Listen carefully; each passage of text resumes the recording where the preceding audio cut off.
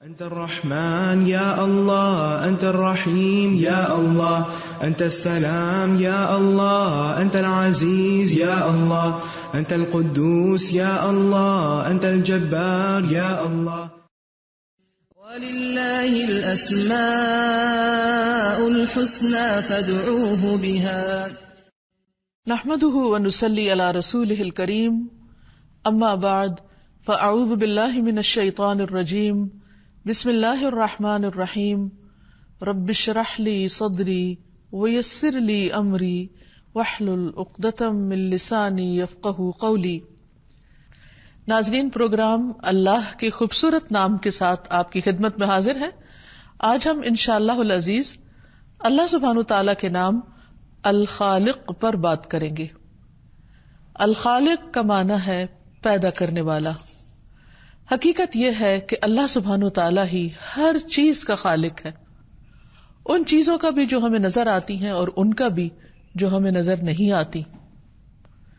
وہ زندگی کو بنانے والا، موت کو بنانے والا، الذی خلق الموت والحیات، جنت اور دوزخ کا پیدا کرنے والا، عرش کا پیدا کرنے والا، کرسی کا پیدا کرنے والا، آسمانوں اور زمین کا پیدا کرنے والا، پہاڑوں اور سمندروں اور دریاؤں کا پیدا کرنے والا، انسانوں اور حیوانوں کا پیدا کرنے والا، پرندوں اور ملائکہ کا پیدا کرنے والا، اس مٹی اور مٹی کے نیچے جو کچھ ہے اس سب چیزوں کا پیدا کرنے والا.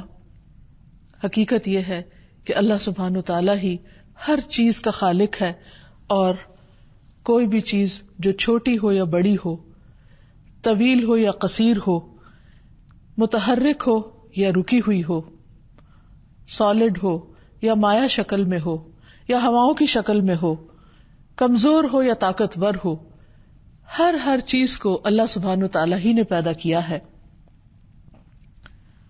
تو اس صفت پر ایمان لانا اور اس پر یقین رکھنا نہایت ضروری ہے.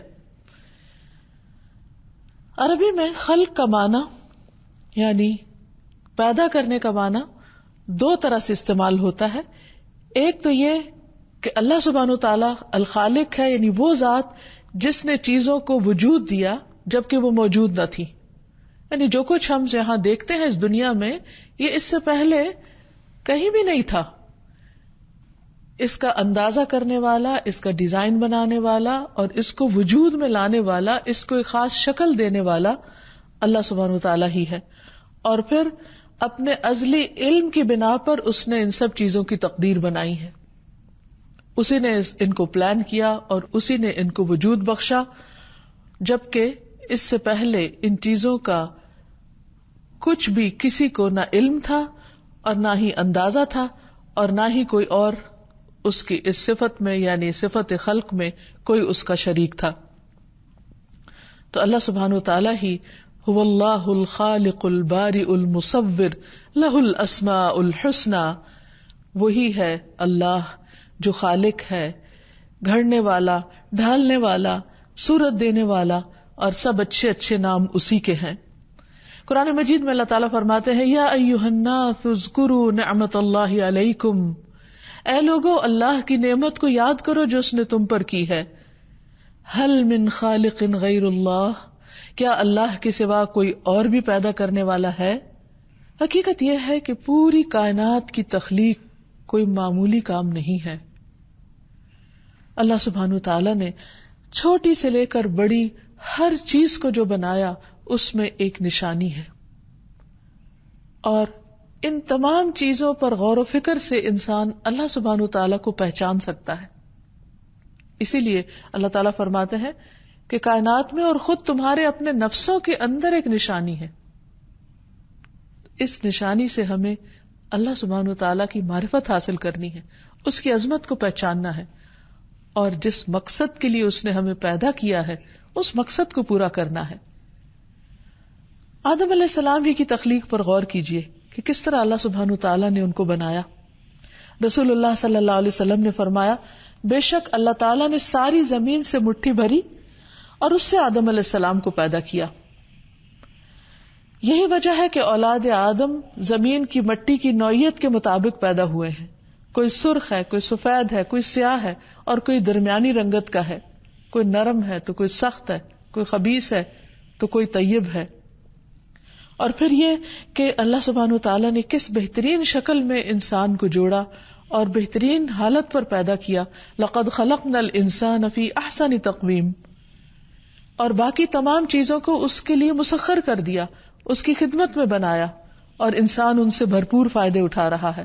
اور پھر خود انسان کی تخلیق کتنی بڑی نشانی ہے. 1400 سال پہلے جب انسان نہیں جانتا تھا کہ کس طرح ماں کے پیٹ میں مختلف مرحلوں میں انسان کی تخلیق ہوتی ہے، تو اللہ سبحانہ وتعالیٰ نے قرآن مجید میں اس کا بھی ذکر کیا اور فرمایا ثم خلقنا النطفة علقة فخلقنا العلقة مضغة فخلقنا المضغة عظاما فكسونا العظام لحما ثم انشأناه خلقا آخر فتبارک اللہ احسن الخالقین. پھر ہم نے اس قطرے کو ایک جمع ہوا خون بنایا.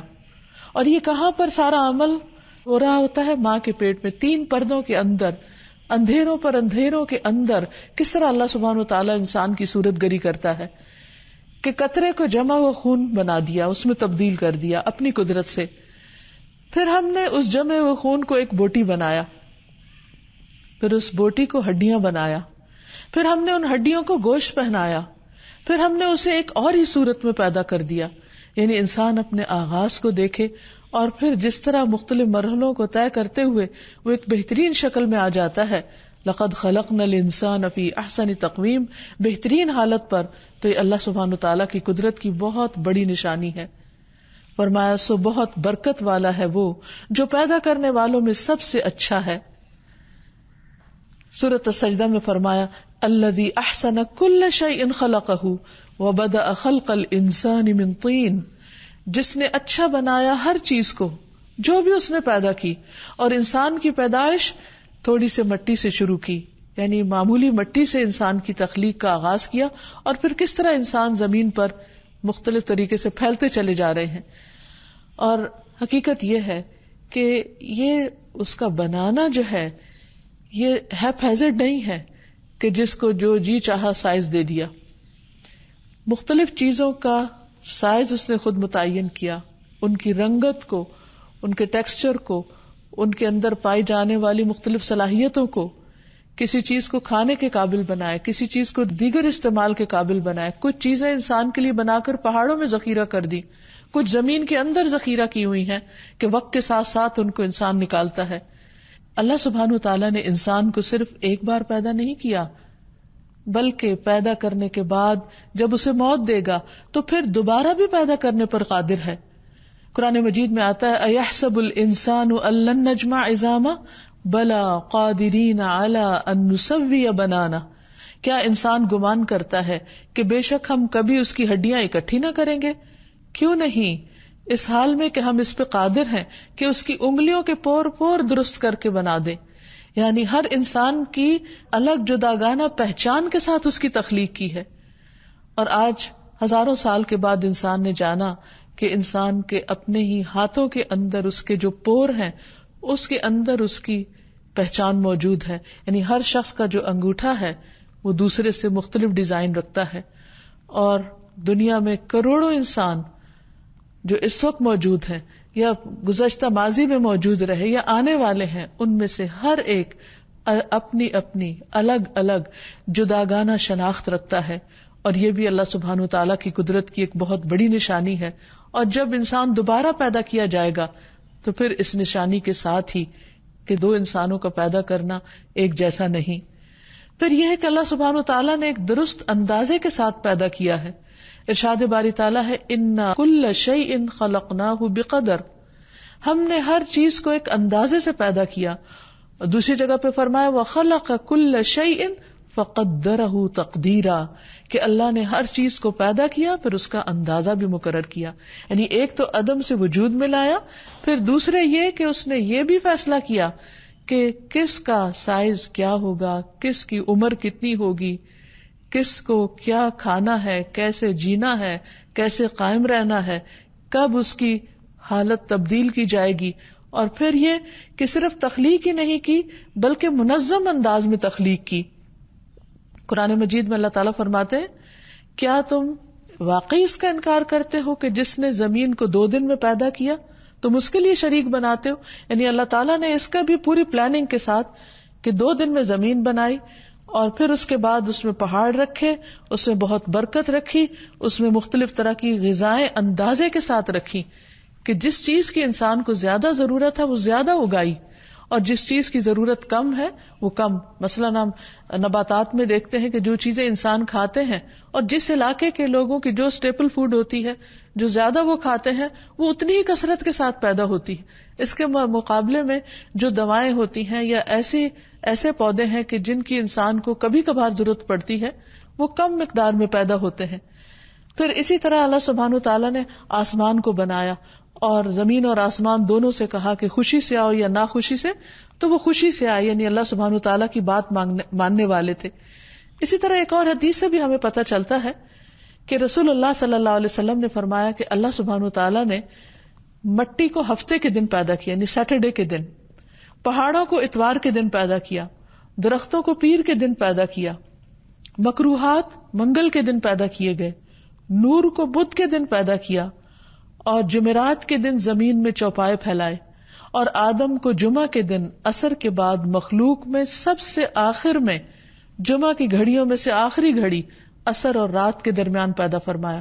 یعنی انسان کو پیدا کرنے سے پہلے اللہ سبحانہ وتعالیٰ نے اس کے لیے وہ تمام چیزیں فراہم کر دی جو اس کی ضرورت ہو سکتی تھی.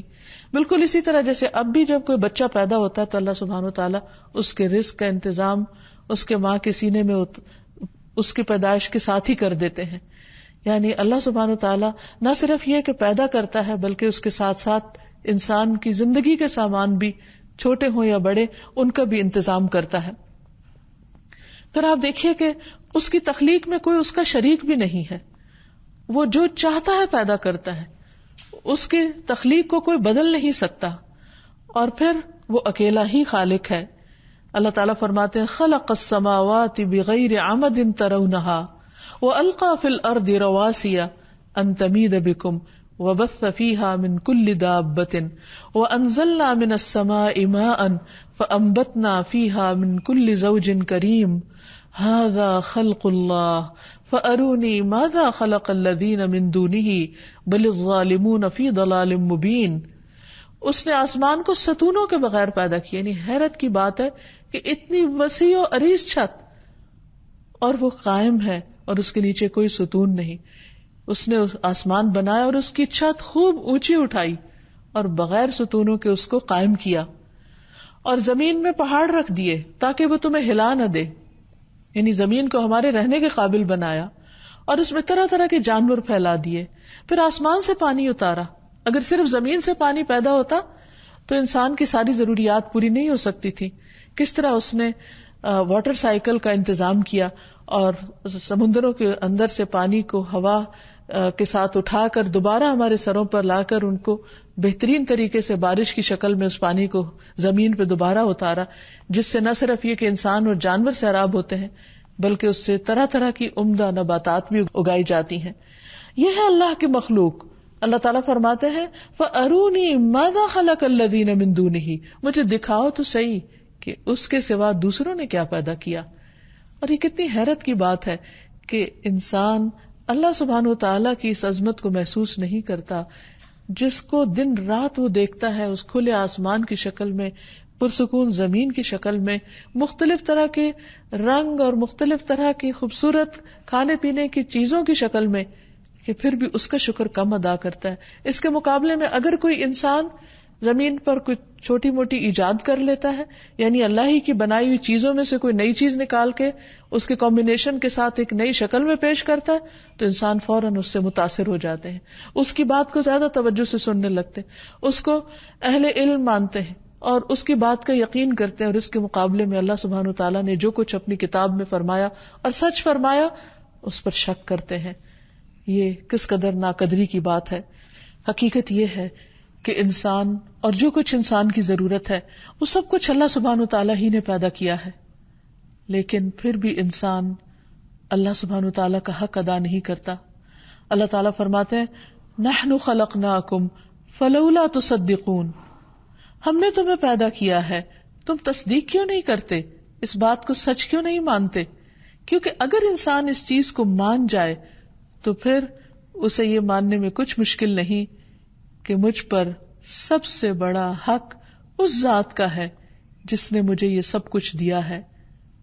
میرا جسم، میری عقل، میری بولنے کی قوت اور میرے پاس جو بھی کچھ ہے وہ سب کچھ اسی کا دیا ہوا ہے، اسی کی عنایت ہے، اسی کی رحمت ہے. لہذا سب سے بڑا حق بھی اسی کا ہے مجھ پر. اللہ سبحانہ تعالیٰ فرماتے ہیں ام خلقوا من غیر شیء ام هم الخالقون ام خلقوا السماوات والارض بل لا یوقنون. یا وہ کسی چیز کے بغیر ہی پیدا ہو گئے یا وہ خود پیدا کرنے والے ہیں. یعنی انسان کیسے یہ کہہ سکتا ہے کہ یہ کائنات خود بخود بن گئی اور کوئی اس کا پیدا کرنے والا نہیں. فرمایا کیا انہوں نے بنایا؟ یعنی کوئی بھی چیز جو کریشن ہے، جو کریٹڈ ہے، جو بنائی گئی ہے، تو صاف ظاہر ہے کہ اس کا کوئی بنانے والا ضرور ہے. یہ کیسے خود بن گیا؟ یہ خود نہیں بن سکتا. مثلا اگر کوئی یہ کہے کسی بڑے محل کو دیکھ کر کہ یہ خود ہی چند اینٹیں اڑ کر آئیں اور اکٹھی ہوئیں اور انہوں نے ایک خاص شکل بنا لی اور پھر اچانک اس کے اوپر چھت بھی آ گئی اور اس کے اندر لائٹیں بھی لگ گئی اور لائٹیں بھی خود ہی جل گئی، تو ایک معمولی مکان کے بارے میں ہم یہ نہیں کہہ سکتے. تو ہم یہ کیسے کہہ سکتے ہیں کہ آسمان خود ہی بن گیا اور پھر اس پہ اچانک ستارے بھی چمکنے لگے اور یہ زمین کا فرش بھی خود ہی بچھ گیا اور اس میں خود بخود درخت اگنے لگ گئے اور پھر اس میں انسان بھی چلنے پھرنے لگ گئے اور وہ بولنے بھی لگ گئے اور وہ کچھ کام بھی کرنے لگ گئے. یعنی کوئی بھی ایک معمولی عقل سمجھ رکھنے والا شخص ان باتوں کو سن کر ہنس دے گا کہ کوئی دیوانہ ہی یہ کہہ سکتا ہے کہ یہ سب کچھ خود ہو رہا ہے. تو جس انسان کو اللہ سبحانہ وتعالیٰ نے عقل دی ہے اس کے لیے لازم ہے کہ وہ اللہ سبحانہ وتعالیٰ کی ان باتوں پر غور فرمائے. اللہ تعالیٰ کہتے ہیں ام خلقوا من غیر شیء ام هم الخالقون. کیا وہ کسی چیز کے بغیر پیدا ہو گئے یا وہ خود پیدا کرنے والے ہیں؟ ام خلقوا السماوات والارض، کیا انہوں نے آسمان و زمین کو پیدا کیا؟ نہیں، ہم تو آسمان تک پہنچ بھی نہیں سکتے، اس کا ہاتھ بھی نہیں لگا سکتے. ہمیں تو آج تک یہ نہیں پتا کہ اس کی اصل حقیقت کیا ہے. بنانا تو بہت دور کی بات ہے. پوری دنیا کے انسان مل جائیں، اکٹھے ہو جائیں اور وہ یہ چاہیں کہ آسمان جیسی کوئی چیز زمین پر ہی کھڑی کر کے دکھائیں تو وہ اس قابل نہیں ہے قطعاً، ہرگز بھی.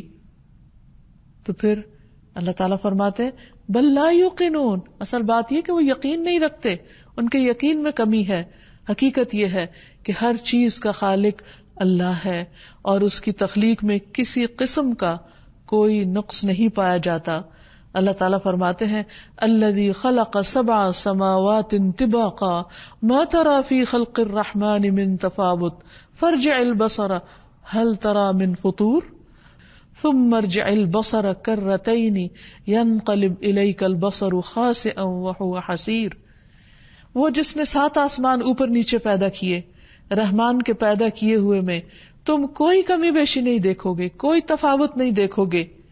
پھر نگاہ دوڑاؤ، کیا تمہیں کوئی کٹی پھٹی جگہ نظر آتی ہے؟ بار بار نگاہ دوڑاؤ، تمہاری نظر ناکام ہو کر واپس پلٹ آئے گی اور وہ تھکی ہوئی ہوگی، لیکن اللہ کی تخلیق میں تم کسی قسم کا کوئی نقص ڈھونڈ نہیں سکتے. پھر یہ بھی یاد رہے کہ اس نے جو کچھ بھی بنایا وہ سب کا سب فائدے کا ہے، وہ سب کا سب کارآمد ہے، مفید ہے اور اس کا کچھ نہ کچھ مقصد ہے، پرپز ہے. اگر ہمیں معلوم نہ ہو تو یہ ہماری لا علمی ہے اور ناسمجھی ہے، لیکن اللہ تعالیٰ کا کوئی بھی کام بیکار اور عبث نہیں ہے. قرآن مجید میں آتا ہے الذین یذکرون اللہ قیاما وقعودا وعلی جنوبہم وَيَتَفَكَّرُونَ فِي خَلْقِ السَّمَاوَاتِ وَالْأَرْضِ رَبَّنَا مَا خَلَقْتَ هَذَا بَاطِلًا سُبْحَانَكَ فَقِنَا عَذَابَ النَّارِ. عقلمند کون ہیں؟ عقلمند اولو الالباب وہ ہیں جو اللہ کو یاد کرتے رہتے ہیں، کھڑے ہو کر بھی، بیٹھ کر بھی اور اپنے پہلوؤں پر بھی، یعنی لیٹ کر بھی، اور ذکر کے ساتھ ساتھ آسمان و زمین کی تخلیق میں غور و فکر کرتے ہیں اور پکار اٹھتے ہیں اے ہمارے رب، تو نے کچھ بھی بیکار پیدا نہیں کیا. سبحانک فقنا عذاب النار، تو پاک ہے اس سے کہ تو کوئی بھی ایسا کام کرے، کوئی بھی محمل عبث بیکار کام کرے. فقنا عذاب النار، تو ہمیں آگ کے عذاب سے بچا. کیونکہ جس شخص کے دل میں اللہ کی تخلیق کو دیکھ کر اس کی ہیبت اور اس کی عظمت کا احساس ہوتا ہے، اسے اپنے انجام کی فکر لگ جاتی ہے، اور پھر وہ اللہ سبحانہ تعالی سے دعا گو ہوتا ہے کہ اسے آگ سے بچا لیا جائے، کیونکہ جو آگ میں داخل کیا گیا اس کی تو بہت بڑی رسوائی ہو گئی۔ جس شخص کے اندر جتنا ایمان ہوگا اس کا اتنا ہی یقین ہوگا کہ اللہ سبحانہ تعالیٰ نے ہر چیز کو با مقصد پیدا کیا ہے اور خود اس کی اپنی زندگی کا بھی مقصد ہے۔ اللہ تعالیٰ فرماتے ہیں وَمَا خَلَقْنَا السَّمَاءَ وَالْأَرْضَ وَمَا بَيْنَهُمَا بَاطِلًا، ہم نے آسمان و زمین اور ان کے درمیان کی چیزوں کو بیکار نہیں پیدا کیا، بے مقصد نہیں پیدا کیا۔ ذَلِكَ ظَنُّ الَّذِينَ كَفَرُوا، یہ ان لوگوں کا گمان ہے جنہوں نے کفر کیا۔ فَوَيْلٌ لِّلَّذِينَ كَفَرُوا مِنَ النَّارِ، تو بربادی ہے، ہلاکت ہے ان لوگوں کے لیے آگ کی شکل میں جنہوں نے کفر کیا، یعنی جو اللہ کو خالق نہیں مانتے، جو اللہ کو مالک نہیں مانتے، جو اللہ کو معبود نہیں مانتے، اور جو اپنی زندگی کو اللہ سبحانہ وتعالیٰ کی عبادت میں نہیں گزارتے، کیونکہ اللہ تعالیٰ نے ہمیں اسی کام کے لیے پیدا کیا، بیکار نہیں، بے مقصد نہیں کہ اس طرح ہم زندگی بسر کریں کہ جس میں خالق کی کوئی یاد نہ ہو اور خالق کا کوئی حصہ نہ ہو، ہم اپنی مرضی سے کھائیں پیئیں اور اپنی مرضی سے سوئیں جاگیں اور اپنی مرضی کے سب کام کریں۔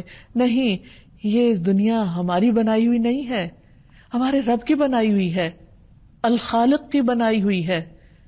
اس پر رہتے ہوئے اس کی مرضی کے مطابق ہمیں کام کرنے ہوں گے۔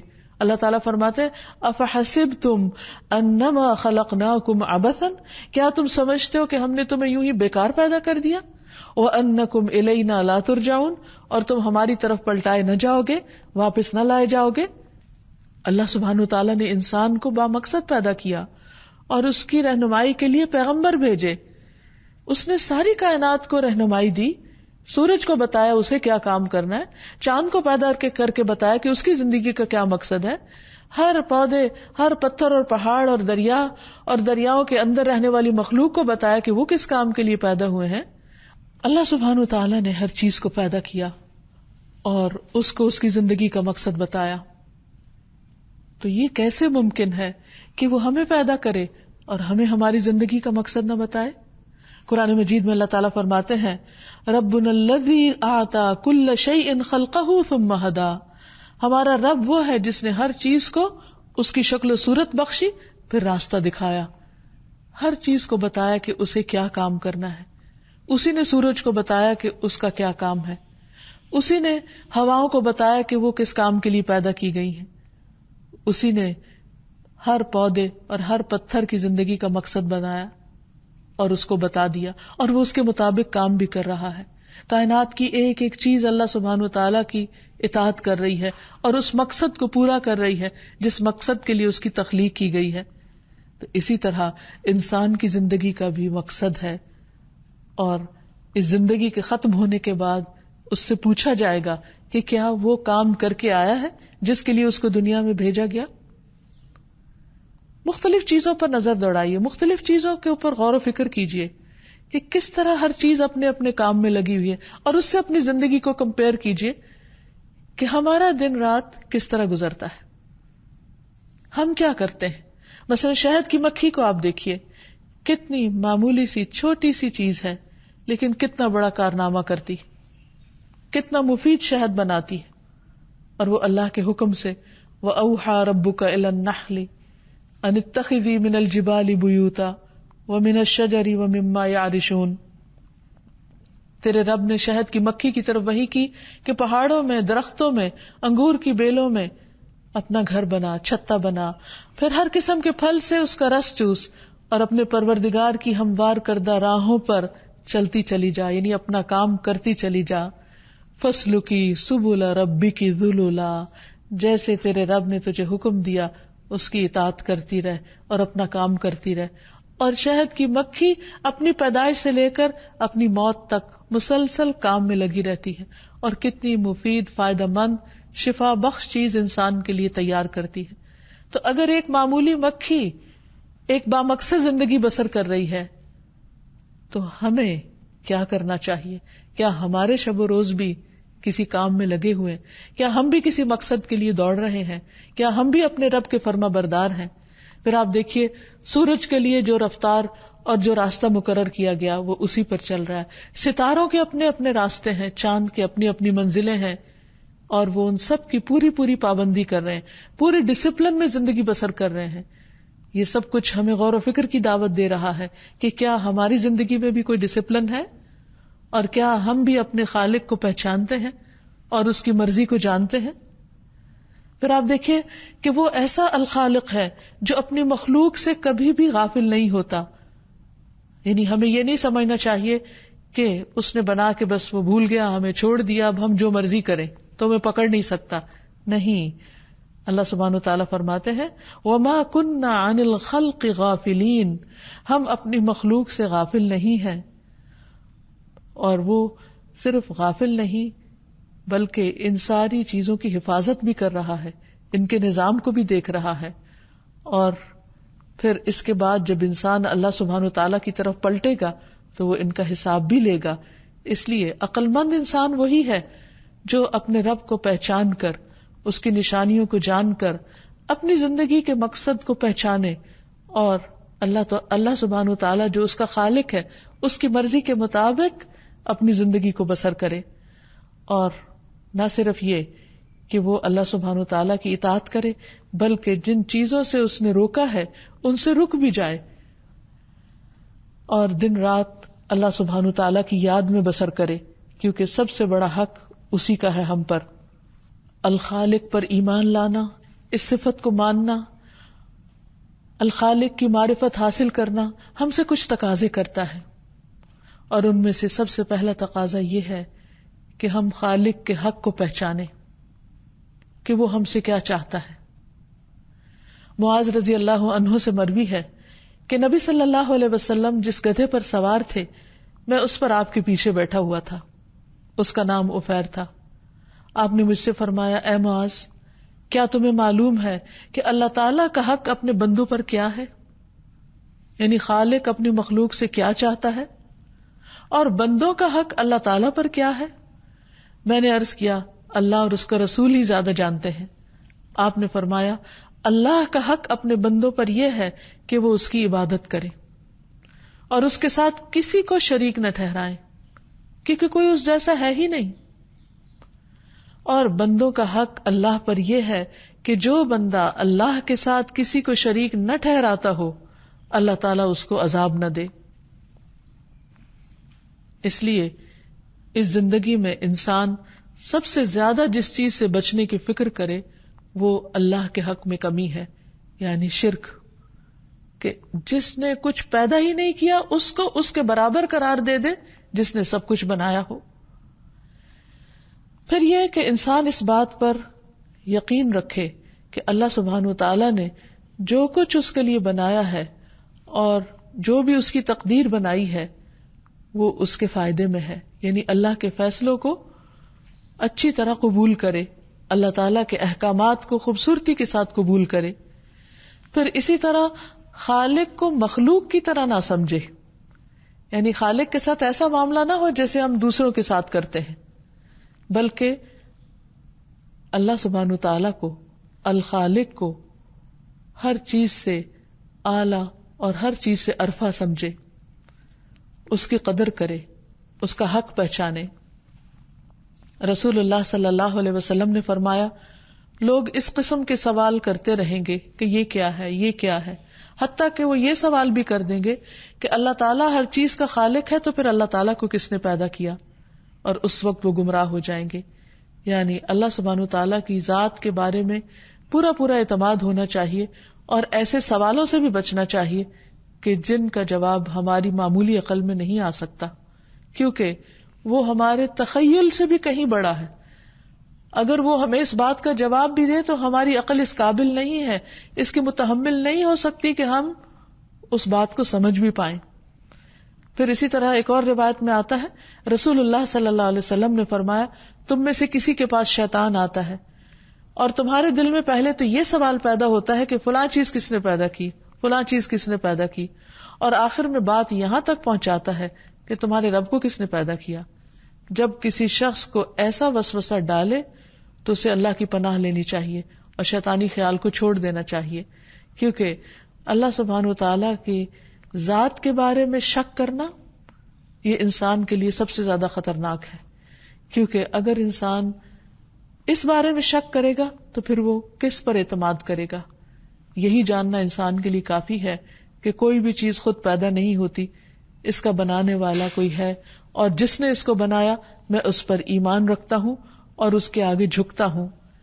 علی بن ابی طالب رضی اللہ عنہ سے روایت ہے کہ جب رسول اللہ صلی اللہ علیہ وسلم رکوع میں جاتے تو آپ فرماتے اللہم لک رکعت وبک آمنت ولک اسلمت خشع لک سمعی وبصری ومخی وعزمی وعصبی، اے اللہ میں تیرے لیے جھک گیا، اے اللہ میں تیرے لیے جھک گیا، تجھ پر ایمان لایا، تیرے سامنے میں نے سر تسلیم خم کر دیا، تیرے لیے میری سماعت، میری بصارت، میری ہڈیوں کے گودے اور میری ہڈیوں اور میرے اعصاب نے خشیت اختیار کی، اے اللہ میرے جسم کا رونگٹا رونگٹا تیرے آگے جھکا ہوا ہے۔ یہ ہے اللہ کا حق کہ جس نے اس کو بنایا، جیسے باقی ساری مخلوق جھکی ہوئی ہے، یا اللہ میں اپنے جسم کو اپنے ارادے اور اختیار کے ساتھ تیرے آگے جھکاتا ہوں۔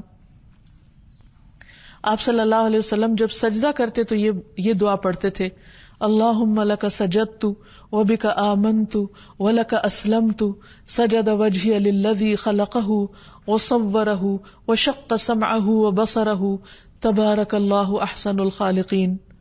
اے اللہ میں نے تیرے لیے سجدہ کیا، میں تجھ پر ایمان لایا، میں تیرا فرما بردار ہوا، میرے چہرے نے اس ذات کو سجدہ کیا جس نے اس کو پیدا کیا، اسے شکل دی، اس میں کان اور آنکھیں بنائی، بڑی برکتوں والا ہے اللہ جو بہترین پیدا کرنے والا ہے۔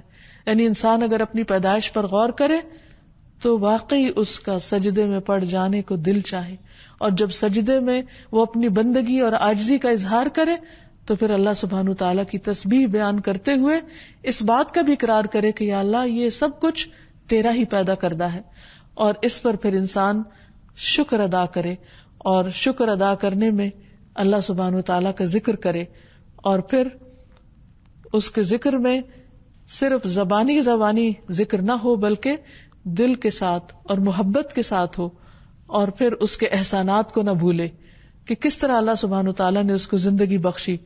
اور ایک اور اہم بات یہ کہ خالق کی تخلیق کو نہ بدلے، اس کے نظام کے اندر انٹرفیئرنس نہ کرے، اور اس طرح وہ بدترین مخلوق نہ بنے۔ پھر اسی طرح مخلوق کے آگے نہ جھکے، یعنی بعض لوگ انسانوں کے آگے جھکتے ہیں یا ان کی قبروں کے آگے جھکتے ہیں، تو یہ شرک کی ایک بدترین قسم ہے کہ اللہ نے ہمیں اپنے آگے جھکنے کے لیے کہا، خود سے دعا مانگنے کے لیے کہا، اور ہم اس کے بندوں کے آگے جھکیں۔ پھر اسی طرح یہ ہے کہ انسان ہر روز اور زندگی کی ہر نعمت کے ملنے پر اللہ تعالیٰ کا شکر ادا کرتا رہے۔ اللہ تعالیٰ ہمیں توفیق دے کہ ہم اس الخالق کے حق کو پہچانے اور اس کے آگے حقیقی معنوں میں جھک جائیں، اپنے سارے جذبات، احساسات، توقعات، امیدیں سب اسی سے وابستہ کریں، کیونکہ وہی ہمارا خالق ہے اور اسی کی طرف ہمیں لوٹ کر جانا ہے۔ اللہ سبحانہ وتعالی ہمیں اس کی توفیق عطا فرمائے۔ وآخر دعوانا ان الحمد للہ رب العالمین۔ أنت القاهر يا الله، أنت الحسيب يا الله، أنت الشافي يا الله، أنت المبين يا الله، أنت الوكيل يا الله، أنت القيوم يا الله، أنت المتين يا الله، أنت السبوح يا الله، لا إله إلا الله محمد رسول الله، لا إله إلا الله محمد رسول الله۔